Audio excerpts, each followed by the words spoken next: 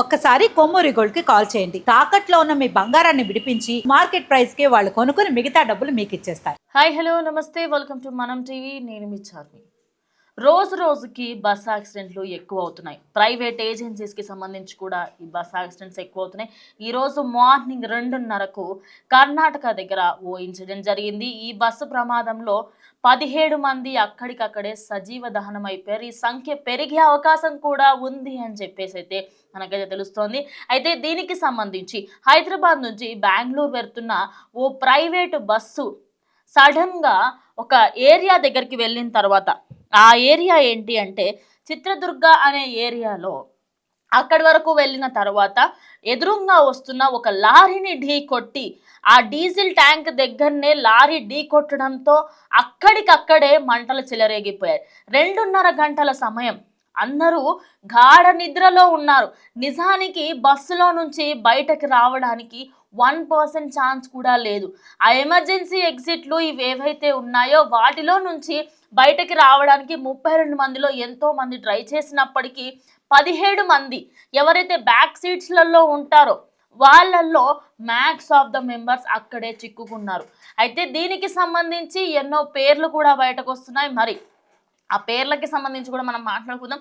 మరి ఈ ఇన్సిడెంట్ జరగడానికి గల మెయిన్ రీజన్ ఏంటి అని అంటే, అక్కడ ఆ ఏరియా ఏదైతే ఉందో ఆ ఏరియాలో NH64 NH44 ఆ ఏరియాకి సంబంధించిన హైవే అన్నమాట. నేను దానికి సంబంధించి మీకు కంప్లీట్ డీటెయిల్స్ ఇస్తాను. సో ఇది వచ్చేసి NH48 నేషనల్ హైవే 48 దగ్గర రాత్రి 2:30 గంటల సమయానికి అక్కడ ఎదురుగా వస్తున్న ఒక లారీని ఢీకొట్టడంతో, ఆ లారీ ఢీకొట్టిన ప్లేస్ డీజిల్ ట్యాంక్ దగ్గరే ఉండడంతో అక్కడికక్కడే మరణించారు చాలా మంది. అయితే ఈ మృతుల సంఖ్య ఎక్కువ అయ్యే అవకాశాలు కూడా ఉన్నాయని కూడా అయితే అదే కాకుండా ఆ ఏరియాకి సంబంధించి మనం మాట్లాడుకుంటే, ఆ ఏరియా అంతా నేషనల్ హైవే ఉంది. అదేవిధంగా ఆ టైంలో ట్రాఫిక్ కూడా చాలా తక్కువగా ఉంటుంది.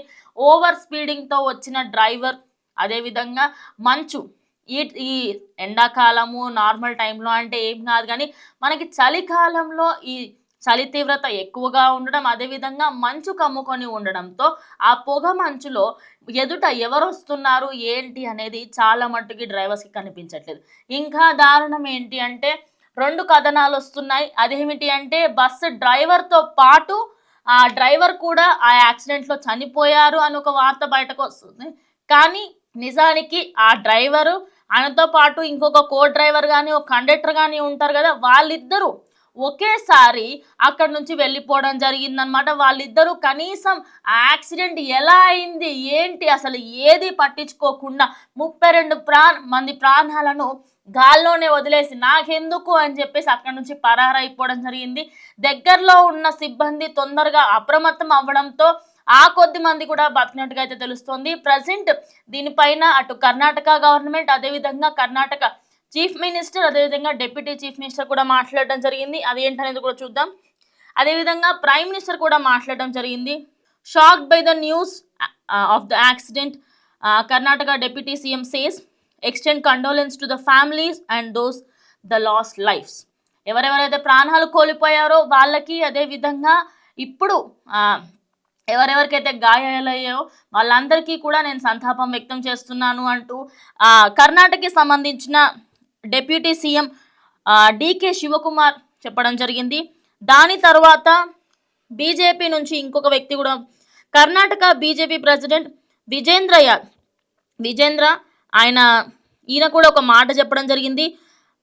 I pray to God grants external peace to those who have lost their lives in the horrific tragedy and that the injury recovery fully as soon as possible. My deepest condolence. అక్కడ ఉన్న వాళ్ళకి సంబంధించి ఎవరికైతే గాయాలయ్యాయో వారు తొందరగా కోలుకోవాలని కోరుకుంటున్నాను. అదేవిధంగా ఎవరైతే చనిపోయారో వాళ్ళకి నేను సంతాపం వ్యక్తం చేస్తున్నానంటూ బీజేపీకి సంబంధించిన ప్రెసిడెంట్ కూడా చెప్పడం జరిగింది. అదే కాకుండా మన ప్రధానమంత్రి నరేంద్ర మోడీ కూడా దాని గురించి అయితే ట్వీట్ చేశారు. Deeply saddened by the loss of the lives due to the mishap in the Chitraduga district of Karnataka. Condolence to those who have lost their loved ones. May those injured recover at the earliest. An ex gratia of 2 lakhs from PNRF would be given to the next of kin to each. అయితే అక్కడ దానికి సంబంధించి ఎవరెవరైతే ప్రాణాలు కోల్పోయారో వాళ్ళ ఫ్యామిలీస్కి ప్రధానమంత్రి funds నుంచి అయితే ప్రైమ్ మినిస్టర్ ఫండ్స్ నుంచి 2 లక్షలు ఇవ్వడానికి అయితే రెడీగా ఉన్నారు. అదేవిధంగా ఎవరెవరికైతే గాయాలయ్యాయో వాళ్ళకి 50,000 ఇస్తామన్నట్టుగా ప్రకటించడం జరిగింది. ఇలాంటి ఘటనలు రోజు రోజుకి పెరిగిపోతున్నప్పటికీ కూడా గవర్నమెంట్లు మనీ ఇవ్వడానికి రెడీ ఉన్నాయి, కానీ ప్రైవేట్ ఏజెన్సీస్ దగ్గర ఎక్కడ తప్పు ఉంది ఏంటి అని చెప్పేసి ఎందుకు పట్టించుకోవట్లేదు అని చాలా మంది అయితే దీని గురించి వాపోతున్నారు. మరి ఈ ఏదైతే ఇన్సిడెంట్ అయిందో దీన్ని చూసుకుంటే ఆ బస్సు మొత్తం దగ్ధమైంది. మీరు ఒక్కసారి విజువల్స్ చూడండి, ఆ విజువల్స్లో మీకు ఖచ్చితంగా అర్థమైపోతుంది ఎంత దారుణంగా అక్కడ విజువల్స్ మనం చూస్తుంటే బస్సు మొత్తానికి దగ్ధమైపోయింది. అక్కడ కర్నూలులో ఆ బస్సు కింద ఒక బైక్ వచ్చి దానివల్ల అయింది. అండ్ ఇక్కడ ఎట్లా అంటే డీజిల్ ట్యాంక్ దగ్గరే దాన్ని వచ్చే లారీ గుద్దడంతో ఇలా అయిందని చెప్పేసి తెలుస్తుంది. మరి ఈ సంఖ్య 17 అని ఇప్పటికీ తెలుస్తుంది, కానీ ఈ సంఖ్య 20కి పైగా కూడా ఉండొచ్చు అనే వార్తలు కూడా వస్తున్నాయి. ఎందుకంటే బస్సు వెనకాల ఎవరెవరైతే ఉన్నారో బ్యాక్ సైడ్ కూర్చునే వాళ్ళలో చాలా మందికి వాళ్ళకి కనీసం ఇది అయింది అనేది కూడా చాలా మందికి తెలియకుండేనంట. అంత దారుణమైన పరిస్థితి. యాక్చువల్లీ ఇదంతా కూడా ప్రైవేట్ ఏజెన్సీస్ అనే కాకుండా ఇది మంత్ ఎండ్ అవ్వడంతో, ఇంకోటి క్రిస్మస్ సందర్భంగా ఈరోజు మార్నింగ్ ఇలా అవ్వడంతో చాలా మంది పండుగ వాతావరణంలో కూడా శోకాన్ని అనుభవిస్తూ ఉన్నారు. ఎవరెవరైతే ఫ్యామిలీస్ వాళ్ళ పిల్లల్ని కానివ్వండి లేదా వాళ్ళ పేరెంట్స్ని కానీ కోల్పోయిన వాళ్ళు ఉన్నారో చాలా మంది అక్కడ నుంచి గోకర్ణ వెళ్ళి, అదేవిధంగా చాలా మంది ఇప్పుడు బీచెస్కి వెళ్ళాలి, ఇయర్ ఎండ్ కదా ఎంజాయ్ చేయాలి అని చెప్పేసి చాలా మంది ట్రిప్స్ అన్ని ప్లాన్ చేస్తూ ఉన్నారు. అలాంటి సమయంలో కర్ణాటక, బెంగళూరు చాలా మంది వెళ్ళాలనుకుంటారు, ఎందుకంటే హిస్టారిక్ ప్లేసెస్. అదేవిధంగా మనకి ఇంకొంచెం ముందుకు వెళ్తే టెంపుల్స్, బీచెస్, చాలా మటుకి పబ్స్, కల్చర్ అనేది అక్కడ చాలా బాగుంటుంది. అండ్ న్యూ ఇయర్ కూడా అక్కడే సెలబ్రేట్ చేసుకోవాలని చాలా మంది అనుకుని ఉంటారు. వాళ్ళందరి ఆశలు ఈ ప్రైవేట్ ఏజెన్సీస్ అడియాశలు చేస్తున్నాయి. మరి ఇలాంటివి జరగకుండా ఉండాలి అంటే గవర్నమెంట్ ఎలాంటి స్ట్రిక్ట్ యాక్షన్స్ తీసుకోవాలి, అసలు ఎలాంటి యాక్షన్స్ తీసుకుంటే ఇవన్నీ కూడా ఆగుతాయని చెప్పేసి ఖచ్చితంగా మీ అభిప్రాయాన్ని కూడా చెప్పండి. ఇలాంటివి మళ్ళీ జరగకూడదు అంటే మ్యాక్స్ ఆఫ్ ద టైం ఈ ఏజెన్సీస్ వాళ్ళు ఎవరెవరైతే ఉన్నారో వాళ్ళు ఎలాంటి బస్సులు తీసుకొస్తున్నారు, వాళ్ళకి ఎలాంటి బస్సెస్కి అనుమతులు ఉన్నాయి, అసలు అవి పాత బస్సులా కొత్త బస్సులా ఏంటి, మరి దానికి సర్వీసింగ్లు అవుతున్నాయా, ఈ డ్రైవర్లకు ఏమైనా లైసెన్సులు ఉన్నాయా, ఆ లైసెన్సులు ఎప్పటి నుంచి ఉన్నాయి, అది పాతదా కొత్తదా, ఏదైనా రోడ్ల మీదకి పంపిస్తున్నప్పుడు ఎక్స్పీరియన్స్ వాళ్ళని పంపిస్తున్నారా లేదా, ఇవన్నీ చిన్న చిన్న విషయాలు మనం పట్టించుకుంటే ఈ యాక్సిడెంట్స్ అనేటివి తక్కువ అవుతాయి. కానీ ఈ 2025 మాత్రం ఎవ్వరు ఎప్పటికీ మర్చిపోలేరు. రోజుకి అట్లీస్ట్ ఒక్కటన్నా ఏదో ఒక నేరం కానీ ఘోరం కానీ వింటూ ఉన్నాం. గత ఎన్నో సంవత్సరాలలో జరగని ఘోరాలు, నేరాలు ఈ ఒక్క సంవత్సరంలోనే జరిగాయి. Mainly bus accidents.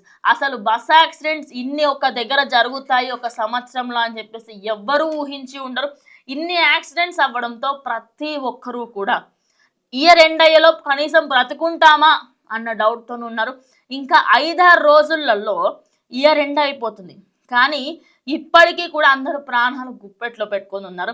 మరి ఈ కర్ణాటకలో జరిగిన ఇన్సిడెంట్కి సంబంధించి ఫ్యామిలీస్కి అయితే మనీ ఇవ్వడానికి ప్రధానమంత్రి, అదేవిధంగా దానికి సంబంధించి మళ్ళీ అక్కడ కర్ణాటక గవర్నమెంట్ కూడా యాక్షన్ తీసుకుంటున్నామని కూడా చెప్తున్నారు. సో చూద్దాం మరి ఎలాంటి యాక్షన్స్ తీసుకుంటారు ఏంటి అనేది. మరి ఈ ప్రైవేట్ ఏజెన్సీస్ని ఏం చేయాలి అనేది ఖచ్చితంగా మీరు కూడా కమెంట్ చేయండి. ఇది వాళ్ళ వీడియో, ఇంకో వీడియోతో మళ్ళీ కలుస్తాం.